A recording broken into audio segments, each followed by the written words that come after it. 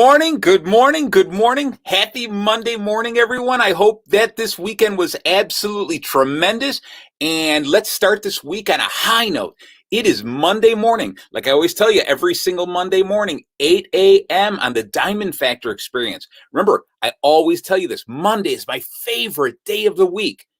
The reason it's so wonderful, the reason it's so absolutely incredible is we get to start all over again. Okay, we learn from all the lessons of the past. We celebrate our successes and we take a look at those things that maybe could have gone a little bit better and we build upon them and we make this week, this day, this hour, this minute better, stronger, more incredible than ever before. And what our wish is that tomorrow will be even better. And as we travel through this week, things will just get more and more exciting and more enthusiastic because today is Monday and we get to start all over again.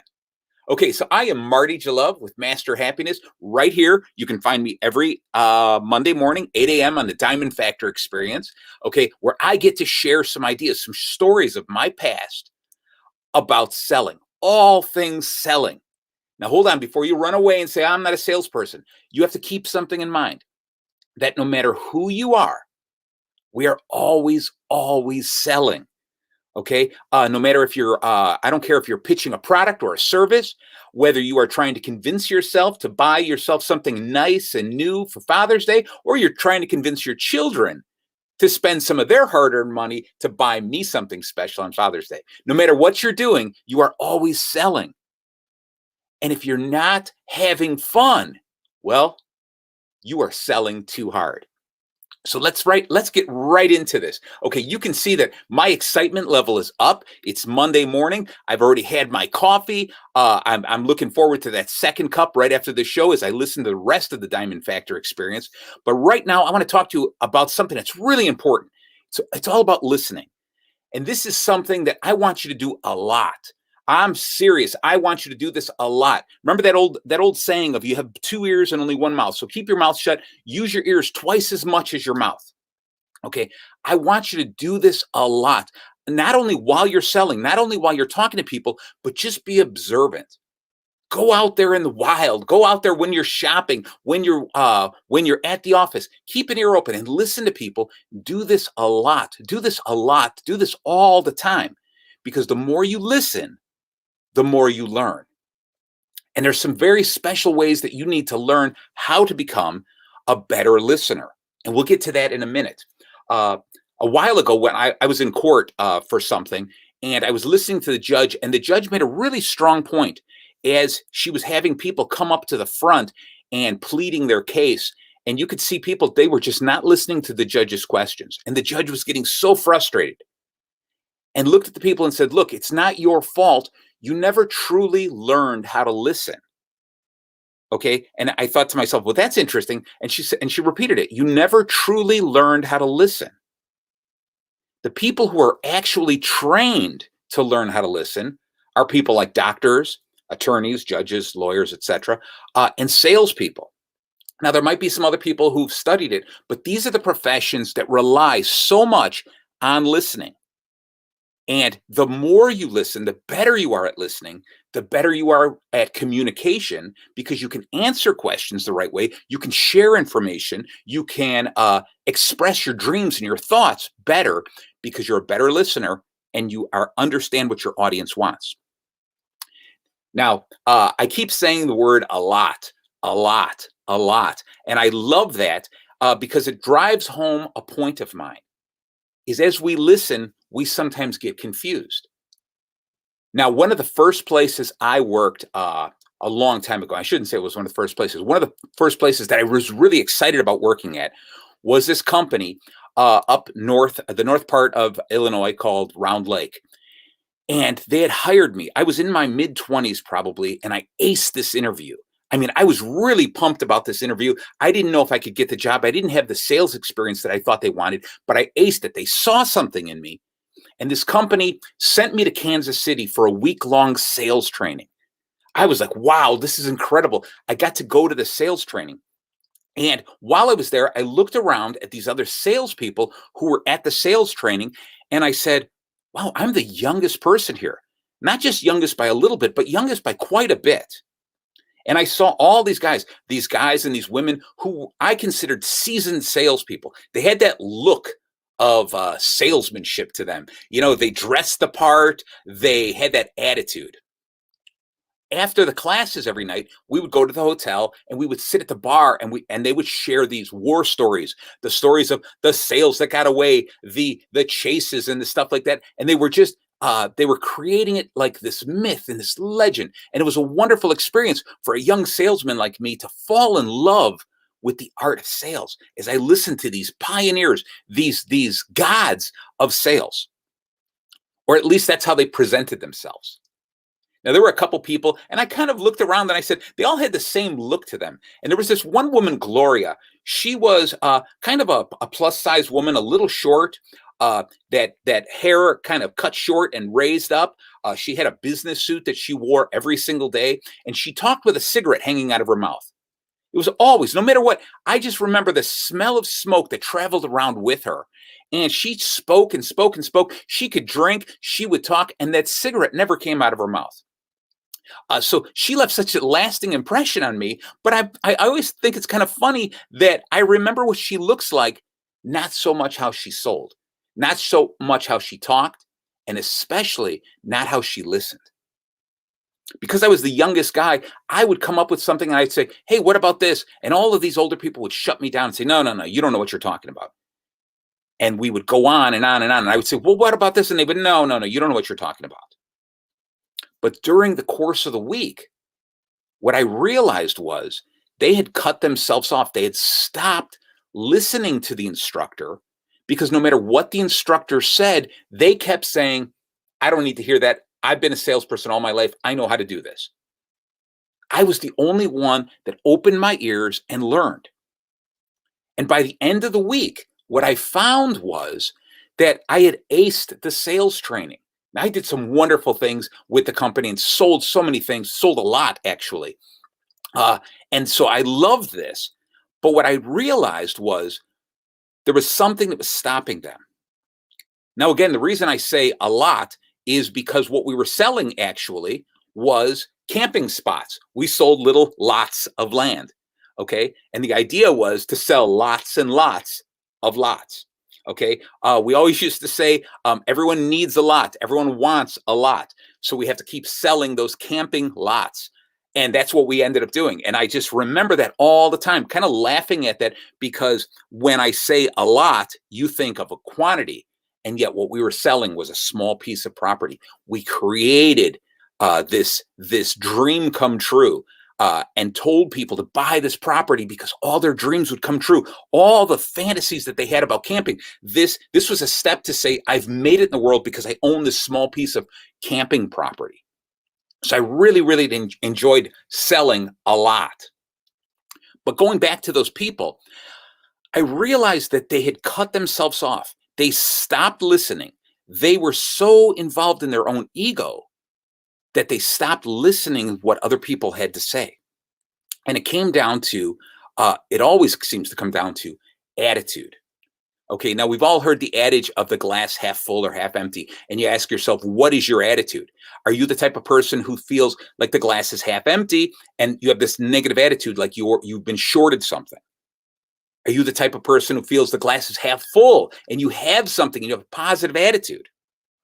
Now, a lot of those people had this attitude of they felt they were robbed of something in the past. What they had was something special and they weren't going to share it. And that's what cut them off. And there was no need for them to learn anything new. Now, over the years, my attitude on the glass is this. The glass is half empty and the glass is half full. Okay, what that means is I have enough. I have room to grow. I can add more to what I've got, and I have stuff to share. That's my attitude, and I hope that you can share that same attitude. Okay, but don't let the attitude interfere with the sales cycle because it always will. And I'm talking about your own attitude, your preconceived notions, and your customer's attitude. Define and find your customer's attitude before you start the sales process. Remember, we talked in the past about the idea that there's 3 steps here. There's the need, the desire, and the solution. Okay. When I walk into a sales process, no matter what it is, into that cycle, I know I've got a solution for the person because maybe I've already found their need. But the desire is what's so important. I keep driving that home. I really want you to think about that. So often we run into lots of people who need what we're selling and we have that solution, but the desire isn't there. And the desire could be connected with the attitude. They have an attitude towards, I don't need what you're selling. In other words, I don't need your sales training. Okay. I don't think I need it. Okay. The reality is, yes, they do need it, but they don't desire it. So they build up this wall, this attitude, this negative attitude towards it, and they stop. And no matter what the sales trainer tried to do, he couldn't convince them to step away from it, drop their guard, open their minds, and possibly learn something. Now, for me, I was able to open my mind because I was fresh and new. I enjoyed listening to those people at the bar. I enjoyed listening to them in the classroom, and I learned so much, and I just became a student of observation. So I want you to really, really think about that. All right. Now, when we talk about the attitude, there's a lot of different places this attitude can come from. And I want you to think about these things. Okay. There's the accidental attitude. In other words, the attitude that comes at you accidentally that you didn't think was going to happen. Then there's also the purposeful attitude that is forced upon you. The idea, the thought, the attitude that changes your perception of the entire cycle. Now, the accidental is kind of like this. And ladies, unfortunately, you have done this many, many times. And us guys, we have no idea what to do, what to say. The accidental idea, a woman, my wife has come up to me with a brand new dress on. Okay, brand new, she just buys. And we're about to go out. And what does she do? The very first thing she does is she turns around and she says, does this dress make my butt look big? Well, what am I supposed to say to that? Okay, this is a whole change in attitude. We're all excited about to go out, and all of a sudden I get thrown a question like that I don't know how to respond.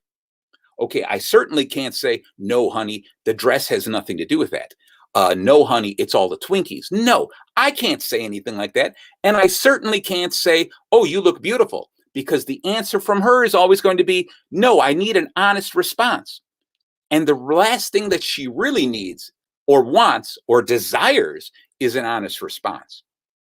So that's a tough question, and it changes the attitude of the entire process. It changes the attitude of the night so that the needs and the solutions can't be met because that attitude has changed. Now, the purposeful change here, the purposeful force that changes our attitude might be something like this. I'm going to go, wow, that's a beautiful dress. How much did it cost? And she might say, it was under $1,000. It's $999. God forbid, I hope she doesn't buy a dress like that. So let's just say that she goes, it's under $100. It's only $99. And I look at $99. I go, no, that is $100. She goes, no, it's under $100. And immediately the attitude, the change we have to the process switches. I'm thinking it's too expensive. She's thinking it's a bargain. So those are some of the things you have to take a look at during the selling cycle. Take a look at, are there accidental processes, accidental forces that are affecting your attitude and your customer's attitude, your attitude or your audience's attitude? Are there accidental forces or are there purposeful forces? There are a lot of things, a lot of outside forces that come in and push and sway us. That's what advertising all is. It's these purposeful forces. That's why things are marked at $97, $42, etc., because it gives us this artificial idea that if we're on the fence and we're leaning towards something, we go, oh man, this is such a bargain. You know, when we scream out, last days, sale ends this week, those are things that encourage us. And those are the forces that change our attitude to the buying process. So I want you as a consumer to be very, very aware of this. Now, other than accidental and purposeful, there's some other forces, and these are internal and external forces. Now, I'm reminded another sales job that I had was I used to sell door to door. I used to have to knock on door after door after door.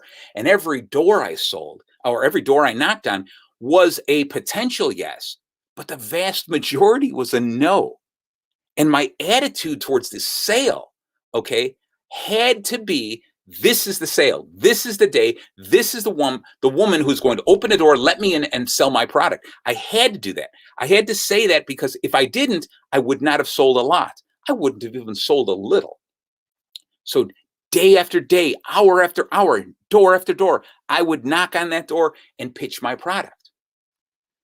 Now, what I was selling was a book club. This was years and years ago. We were selling a book club door to door. I even sit back now and I can't fathom the logic to that. But at that point in time, this was before the electronic access to everything. So the idea of buying a book club made a lot of sense.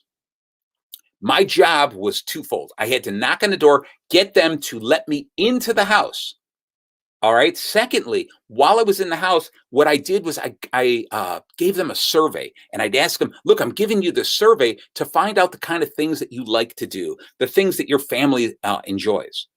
Once I'm past the survey and I found out all the information, you understand what I was doing here? The survey allowed me to listen to what they wanted. Once I did all of that, then I could pitch my product. Okay. So I had to become a really strong listener. The tough part was while I was sitting there, people were excited, like, oh, we're taking a survey. Oh my gosh, what is this for? And I would say, it's Time Life Books. We are trying to find things that people like to do.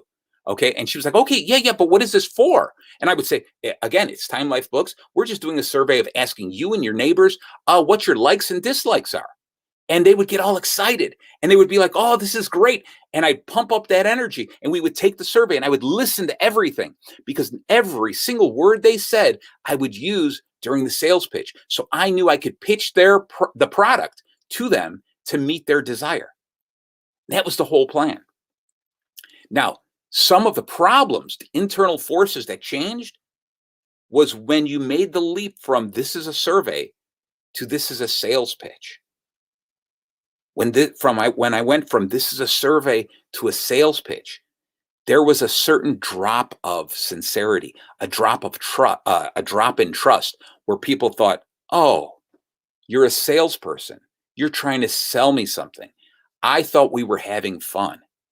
And if you couldn't make that move correctly, if you couldn't do that smoothly, this internal force of the things that I would do, the mistakes that I would make would affect this and change my customer's attitude.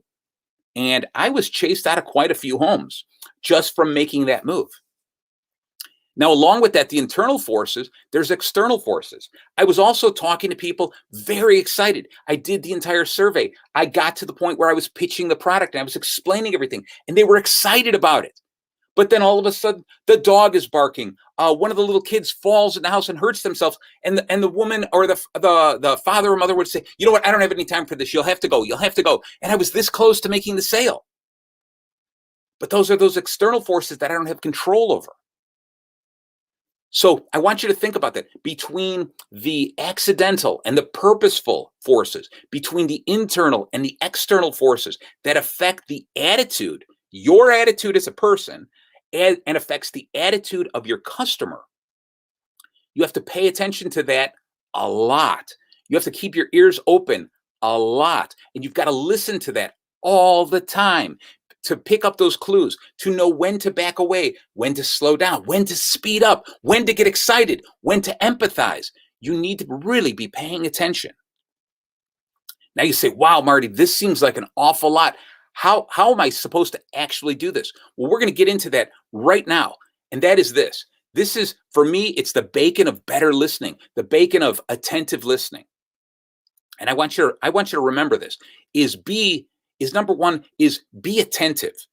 In other words, as a listener, I want you to really be attentive. Listen to what they're saying. Listen to understand what they mean. Because quite often what someone says and what you hear are very different. So I want you to quiet your mind and listen to what people have to say. Truly listen. Take this in. One of the other things I always say is a lot also stands for always listen, observe, and think. Think about that. A lot. Always listen, observe, and think.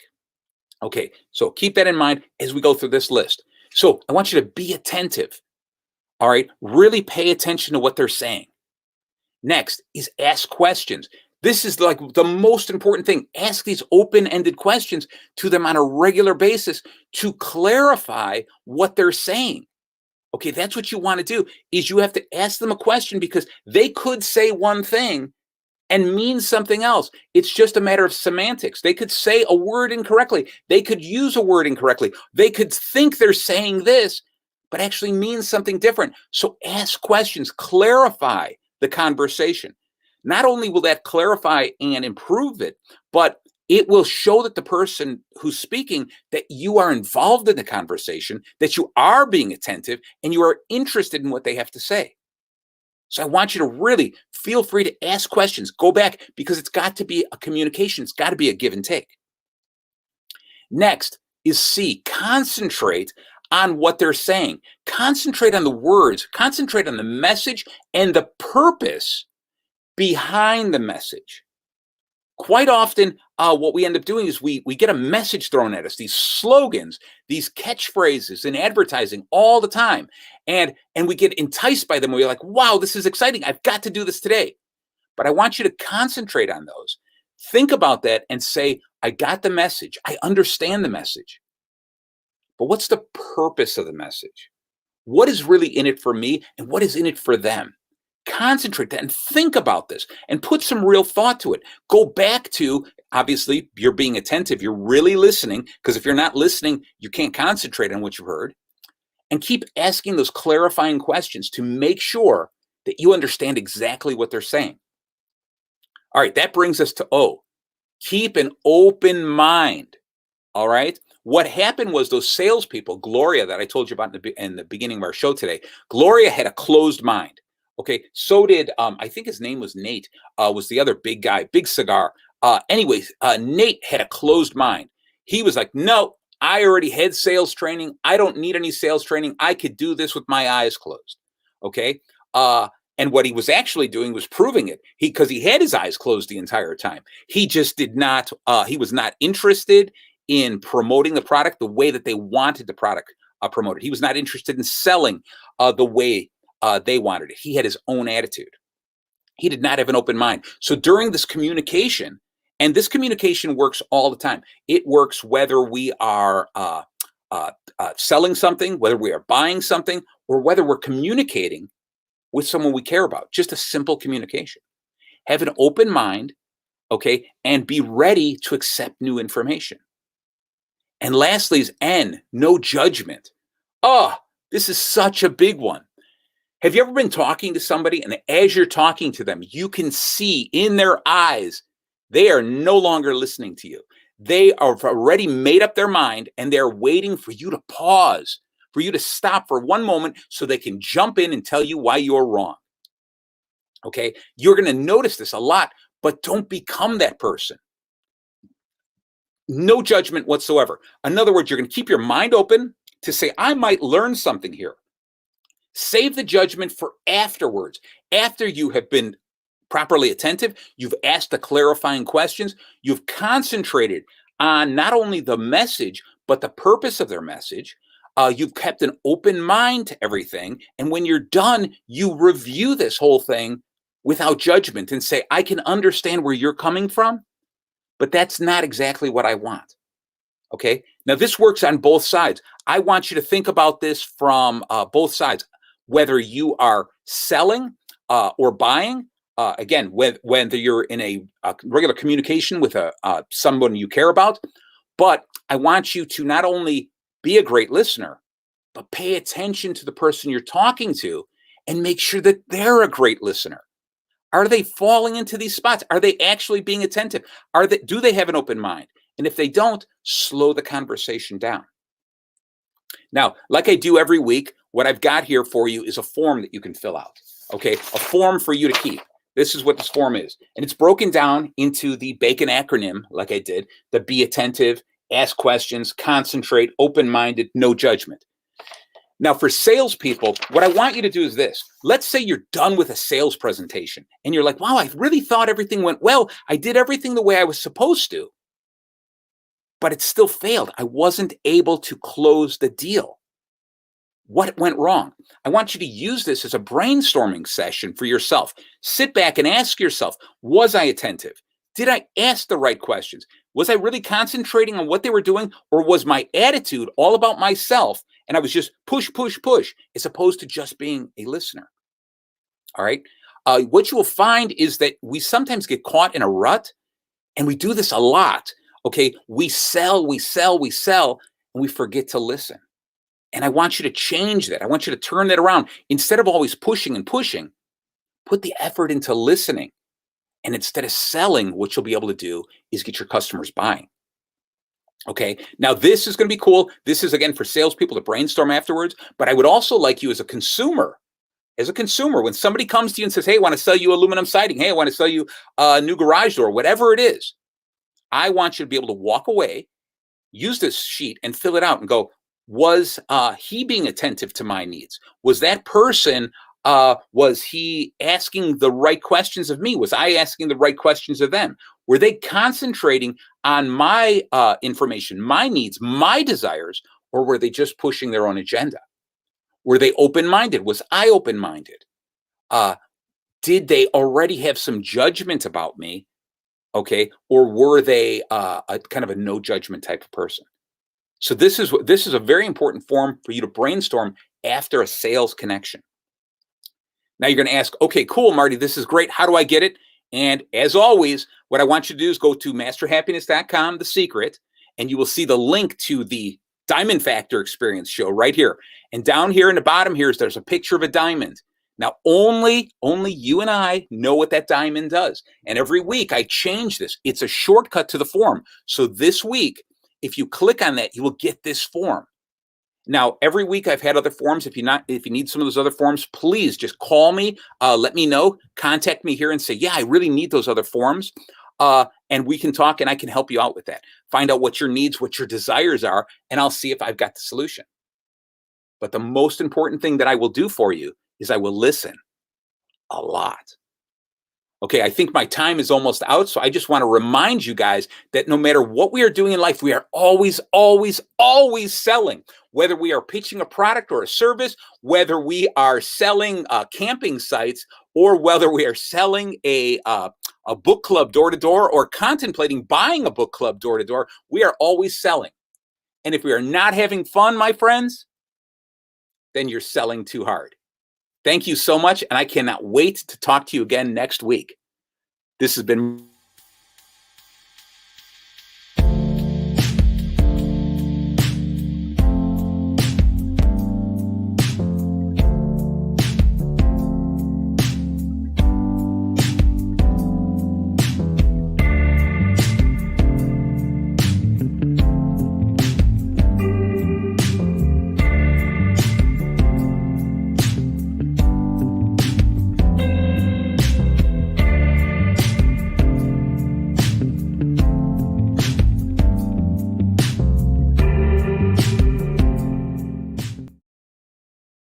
Haiti borders with the Dominican. Her name is Serena Buffalino. They call her Mrs. B, and her class always begins with a pledge. Something local, something global. Haiti. They're words that carry weight here. Helping yourself means helping others, giving back, here and a world away in Haiti. And nobody's helping them, except for people like us. It was through her the class learned of Haiti, of the nearly 1 million orphans, many with no school, no support, no Mrs. B in their lives. They could not wrap their head around that. Mrs. B's students are among Toronto's most at risk.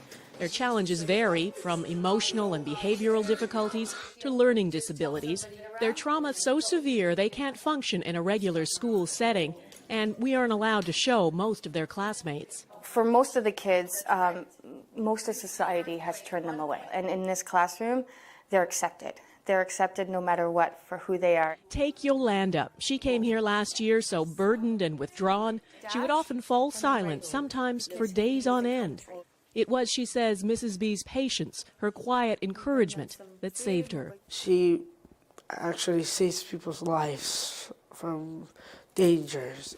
And perhaps that's why these marginalized kids feel such a kinship with the orphans of Haiti and why they were moved to act. And so when Yolanda and Jackie and Patrick said, well, Miss B, we need to build them a school. Build a school, no easy task. They started out raising money. They sold samosas, washed cars, screened movies, you name it. And in just a few months, this little class raised $20,000. So much, it's not just a one-room schoolhouse they can build, but a full 3-story school. And so Mrs. B set off on a journey she'd dreamed of, up into the dusty mountains above Port-au-Prince to a town called Canaan. It's home to thousands of earthquake refugees who live with no running water, no electricity, and no school, until now.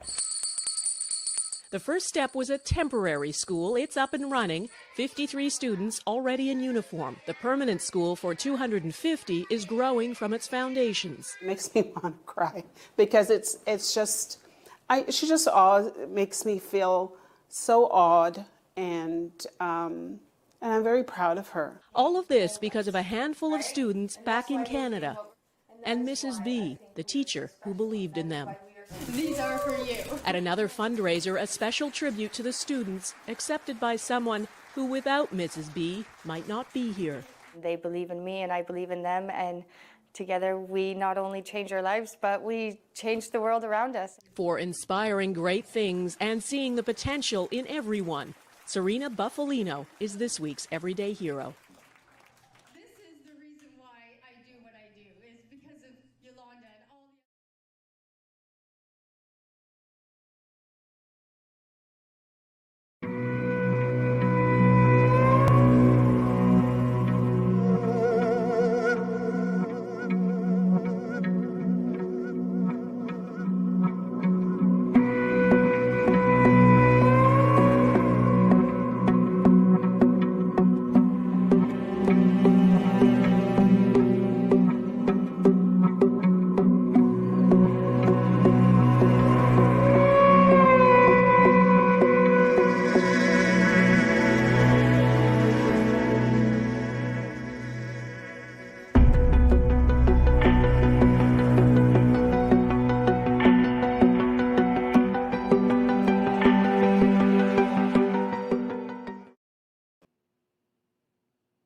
Good morning. Good morning. How is everybody doing this fine Monday? As Marty said, we're changing Monday to happiness and not so much of, it's Monday. Can we sell you on that? Do you have the right attitude? Yes, I'm pulling from Marty this morning, what he was saying. And I just want to welcome everybody to the Diamond Factor Experience Show with Barbara Beckley and guests and experts. And I always add that because I always tell people, no matter what, it always takes a team to grow different things in life. It always takes a team. And you think about it, just a simple thing as a plant. Think about it like this. It took a seed, right? Then it had to go into the ground. Then it had to have the dirt, right? Then it had to have the fertilizer. Then it had to have the water. Then it had to have the sun. That's a team when you think about it. That's a total team to grow this wonderful plant, if it's a flower, if it's a tree, whatever it is. But it took a lot to get to that point. That's what happens in life when you should be building. It should take different tools, different people to build that. So never think that you have to build something on your own. But what's the fun of that anyway? I mean, when you think about it, if you can build with other people with like-mindedness and everybody's trying to get to that same goal and affects you in a way that no other way. I mean, I am learning and growing just from building this show alone. You just do not know. As being a producer, as being a host, and then also sometimes just being, just here speaking and leading and all that. So just list those down. I have added so many other skills to myself. And I know the team that's on this show has really added value and benefited from it. So and it all takes one thing. And Mari did say this morning that I loved. I love everything he says. He's just awesome. I was just thinking about, before I say that, I was thinking about when he said that in some places when he used to sell they used to run him off, and I don't know. I had this picture of Marty running. I just couldn't see it because he's so nice. But back when you're learning and growing how to in sales, you are going to get people that are going to be like, "Get away, shut the door." It's going to happen because it's part of sales. But I know he has grown and know how to, he has his mechanics and tools on how to do it. But the biggest thing he said going back is attitude. Out of everything, having the right attitude, understanding the whole process of that. You know, I always tell people as it's easier to just look on the bright side and flip it. I use a little flip. I say flip it, flip the negative to positive, than to sit there and just be all, like, I'm upset. It won't do right, especially stuff that you have no control over. Why get up? I mean, I always tell myself, I say, why am I getting? I have to check myself sometimes and say, why am I getting upset? I can't do nothing about certain things. So, you work it, you work what you have to do, you tweak it, you do what you have to do, and move forward. So moving forward, we are moving forward to our queen. I call all the ladies Queen Diamonds royalty, and this lady is totally royalty in my eyes. Love her so much. She basically is a gem, and I just love the support that her and her sisters give me, that has gave me in the past, is giving me now, and also I can see it in the near future that we continuously grow with each other. They mentored me, and I've learned so much. And I just, I always want to thank people that's been in my life that has pushed me through and has helped me out. So Trish Carr is awesome queen and royalty. So I want her to know that because sometimes we got to give the flowers while we're here. We have to give the thankful flowers while we're here. So please appreciate people in your life that are doing something, that have done something, and still continue to do something. Because a lot of times those individuals, are a big facet in your life that moved you forward, and you can't appreciate that, something's wrong. Change that attitude. So with that, we are going to bring Miss Trish Carr up. Here she comes.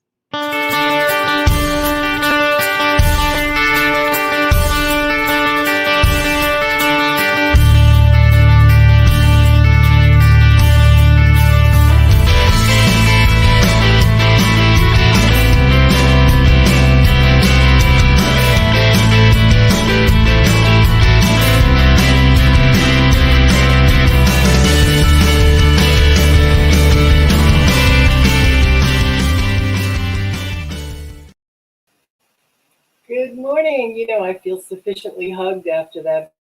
Thank you so much. That was such a nice appreciation hug. I appreciate you too. And I appreciate being here second Monday of the month so that I can share some tactical information, some strategies, some tools so that you can grow and you can be the best that you can be. So I'm thrilled to be here. And today I want to talk about something that's so fundamental to your business and your life. And that is cultivating a never ending stream of clients.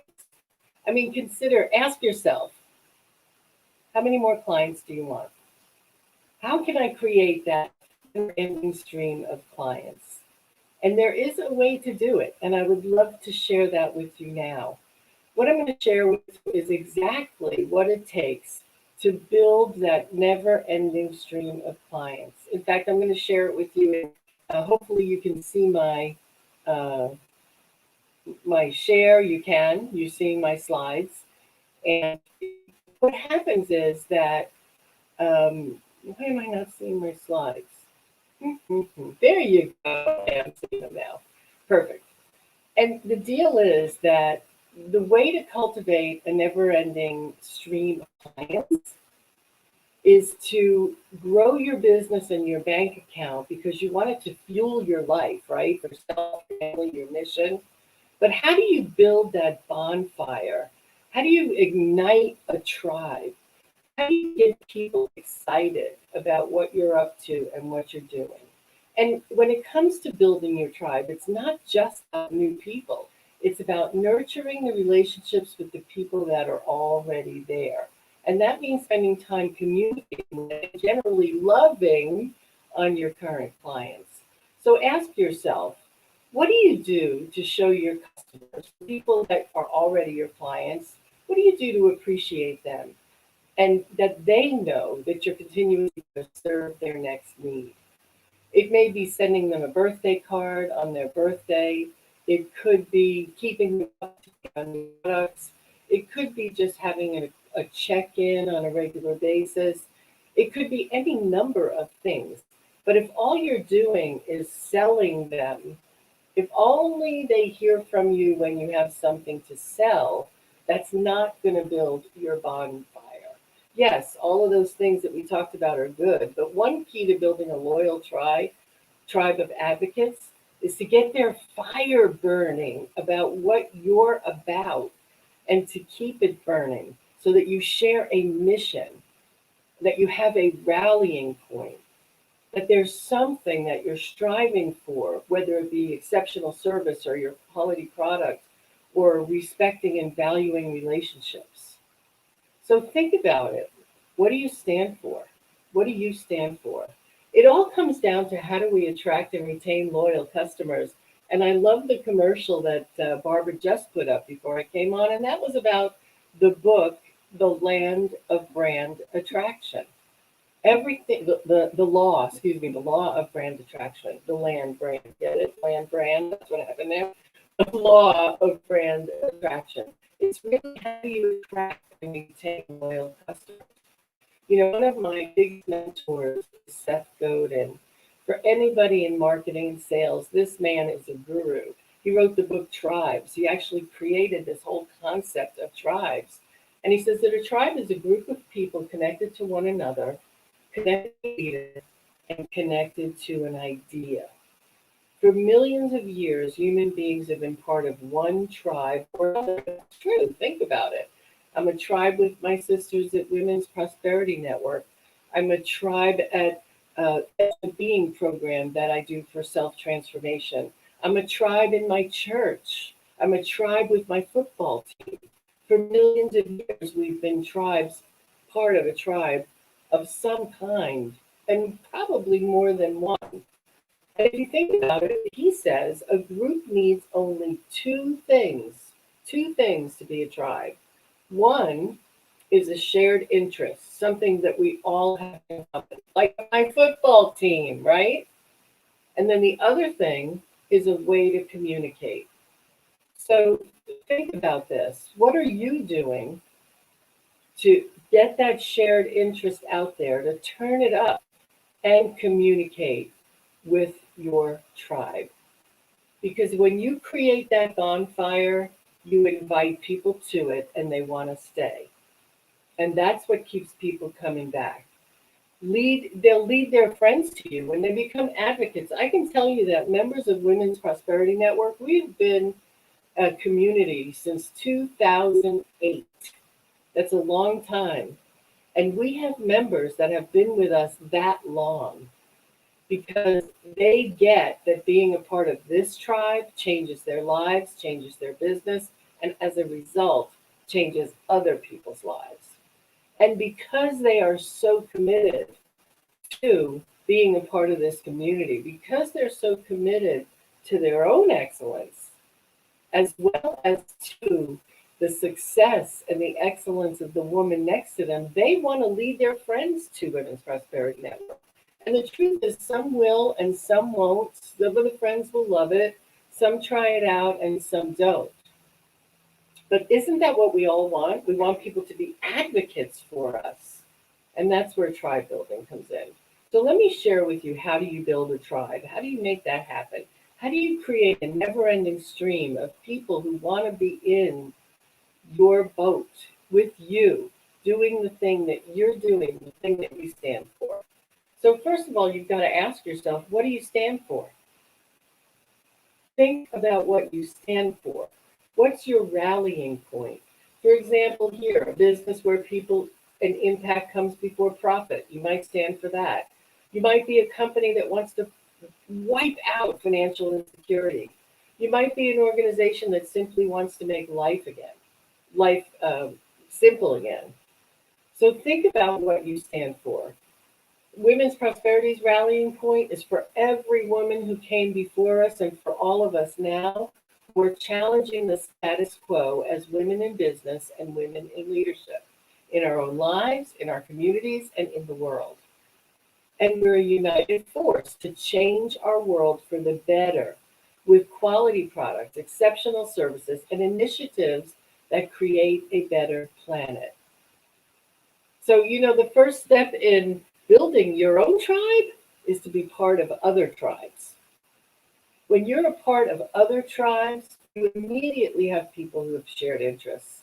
And when they learn your interest, they jump into your bandwagon, your bonfire.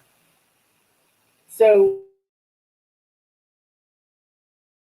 way to get into a community where you can build a really big bonfire for people who would want to follow you. In fact, when you go to womensprosperityNetwork.com, you can become a member for free, free, free, free. Just click on free, no credit card required, no nothing, just your name, and then come into the community. You'll get some free stuff, and you can start networking with us, making connections with us, discovering strategic partners. It's so interesting when I go to an event, whether it's online or in person, that was done by one of our members, and I walk in the room, and so many people in the room are within the Women's Prosperity Network community because we all support each other. We become customers of each other. So join in. Anyway, what do you stand for? What do you stand for? Think about it. You may stand for that if you're a health nutritionist, for example, you stand for knowing that the way the FDA has shared information with us, the whole food pyramid is upside down. That the way food is processed is actually killing us rather than supporting us. That's what you stand for. You stand for some kind of rallying cry, an enemy, if you will, that you're fighting against. So think about what is it you stand for. The second thing is, who is that clear enemy? Is it the FDA? Is it the fact that, in my case, in women's prosperity, that women are treated still to this day, there's still a glass ceiling. My rallying cry is we don't have to have that glass ceiling. We break through that glass ceiling. So think about, who is your clear enemy? Is it bad service? Is it the fact that people have low self-esteem because the images on television make them feel less than? That's the clear enemy. And it's always something outside of the person who's in the tribe. It's always some other thing that's causing this to happen for all of us. So consider what it is. Who is your clear enemy? The third thing is how are you sharing your passion? And yes, that's 24/7 as much as you can. With automation now, you can share your passion in blogs and ebooks, speaking to groups. And consider sharing your message to groups in speaking as much as you can. Because think about it, if you have an hour to talk to 10 people, it's a lot better than talking to one person in an hour. You can exponentially grow where you are. So how do you do that? Is speaking to groups. And those groups are on Facebook, Instagram, LinkedIn. You can do it on video as well. So think about it. Another easy way to support people in getting into your ignited bonfire is to help them see what the problem is you're trying to solve. So, for example, a holistic nutritionist that I know, she keeps the fire in her clients by sharing what she knows. When you wait in her office, she has a documentary running about the food chain and what the food companies, drug companies, and government agencies are doing that really don't provide nutrition. So it keeps people going. A financial planner client of mine, she holds quarterly client appreciation nights designed to create networking opportunities so her clients want to come. And she educates them on all the things that they don't know, because when it comes to finances, when it comes to Social Security, when it comes to money and how it works, there's all this information, but it's not digestible. So she makes it digestible and she shares what's happening for people and she gets them excited. So it expands her exposure. She shares the latest trends. She inspires people to trust her by sharing powerful stories of clients she's helped. The common clear enemy are all the scammers who and the fly-by-nights that are going to lose money for you rather than save money for you. So ask yourself these three questions. What do you stand for? Who is the clear enemy outside that you are fighting? I'm fighting the glass ceiling. I'm fighting the status quo. How are you sharing that passion 24/7? That's what you want to ask yourself. And really think about this. Why do customers leave? People say, oh, my customers left. Well, here's the reason why customers leave. If you can see, the biggest reason they leave is because they believe you don't care about them anymore. And the most significant driver of revenue is keeping your customers. Keeping your customers. Yes, customer acquisition, new customers is high as well, but it's higher for customer retention. So you want to consider that who is already in my tribe and how do I keep them coming back? Because it costs 6 to 7 times more to get a new customer than it does to retain an old customer. So here's some ways that you can keep loyal clients. And that is, remember the 80-20 rule.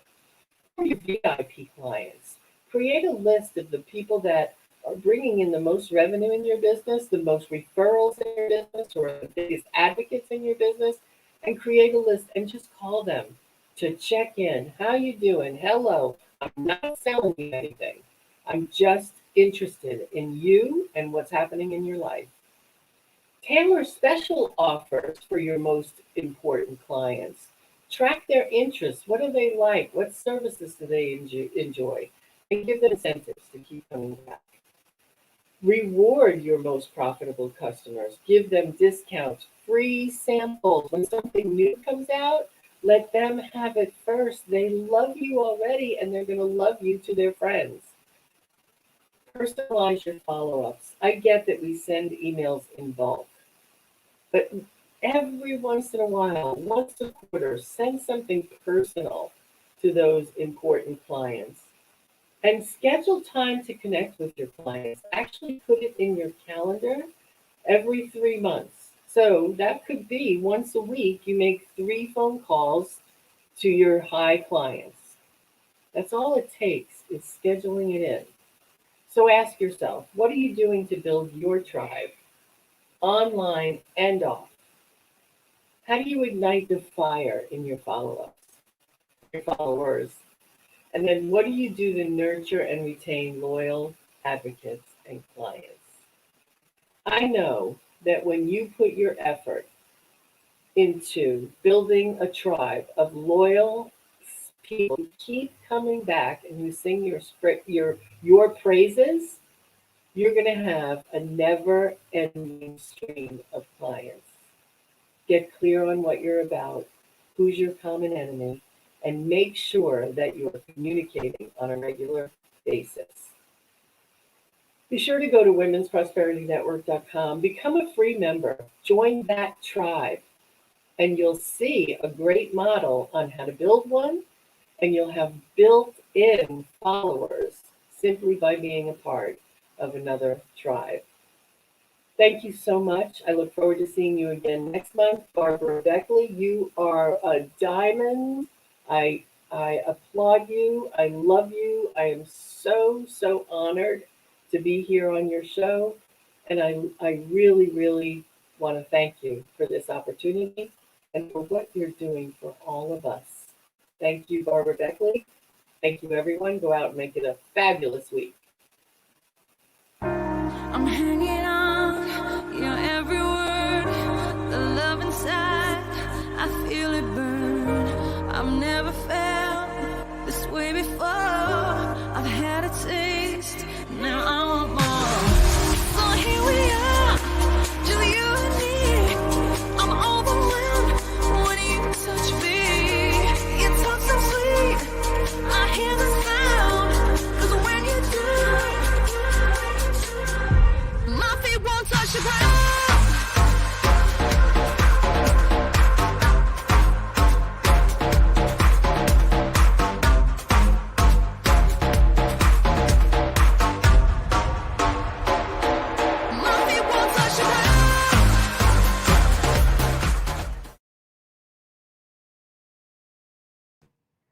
Every time I hear that sponsor, I just be moving and grooving.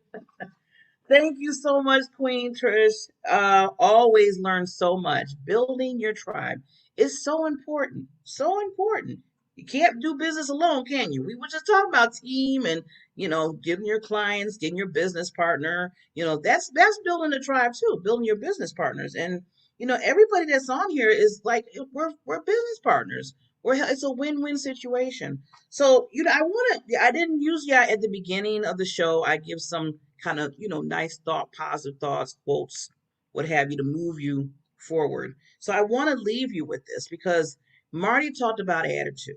Trish was talking about building the tribe and really taking hold of your clients, talking to the ones. I mean, like she said, the retention of keeping your clients is the ones that you already have.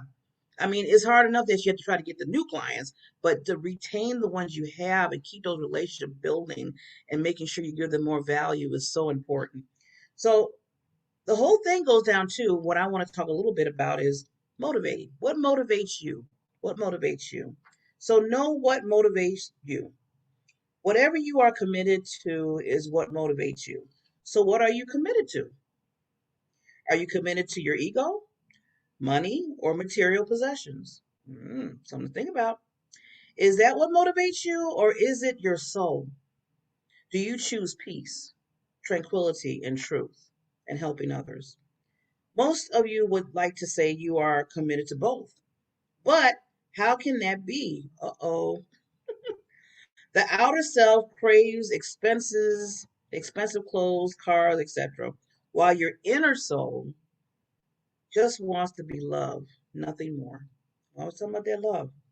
When God touches your heart with unconditional love, do you feel it and accept it? Who are you and what are you committed to? Maybe you can balance both. I don't know. God will respect your choice and love you forever, forever, no matter what. Today, think about what motivates you. So let's sit down in a quiet spot. I always say that. And just kind of just take that pause today and ask yourself what really, really motivates you to do what you do. Just not in your business, but in your personal life. Take a tally, take an audit, and ask yourself that. I do that usually every week, because I want to know what's craving me to move forward and what I'm trying to do in my life. One thing I always tell people, if you hear me all the time, I always want to give value. I always want to make sure that you get the value, that you get what you need coming from me. I don't like wasting anybody's time because I don't want nobody to waste my time. And the biggest thing is I want you to go from here to here to here in life. And what motivates me is every time I see somebody gets that aha moment, if I gave them something or somebody else around us gave them something and they get that aha moment, they be like, wow, I didn't even know that. Thank you so much. That puts my heart just glows every time I see that. Because we only live this one life. We only have so much time. We don't know how much time we have. So why don't we spend the time and really caring about each other and growing, like you said, when you're growing that tribe or you're growing that potential client or whatever, is put the care and the soul into it. Not so much of always talking about, well, I need this and this. Because guess what? Material things will come. If you do it the right way, if you show love, if you show compassion, if you show that you want to really care and you want to really give that value to somebody, everything else will come to you. So think about what your motivations are. Think about what you're really, really committed to, and everything will come to pass. Believe me, it will.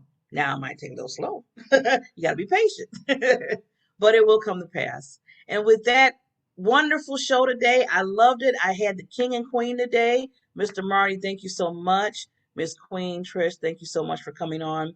And as I always say, remember, the driving force is that inner you, what I call what? Your PPD, yes, your purpose, your passion, and your drive in life. Always know that this is your foundation. I call it your foundation because it helps you move towards what you're trying to do in life. Because no matter what happens, the earthquakes, the floods, the pandemic, all this stuff that's going on around you, right here, when you sit right here and you know your purpose and everything, I don't care what driving forces going around you. You keep it steady in what you believe in, and that is you. And then once you get that and you take that, you know that, then the next step is to help others with your gifts and talent within your PPD. And I wrap it a little bit of bow with the little package, and I call it the Diamond Factor. And with that, you have a wonderful, wonderful Monday. Remember, Monday's good. Monday's good, not bad. And we will see you tomorrow, same time, same place. And we will give you more tools to motivate you to be your best self. Talk to you soon. Bye.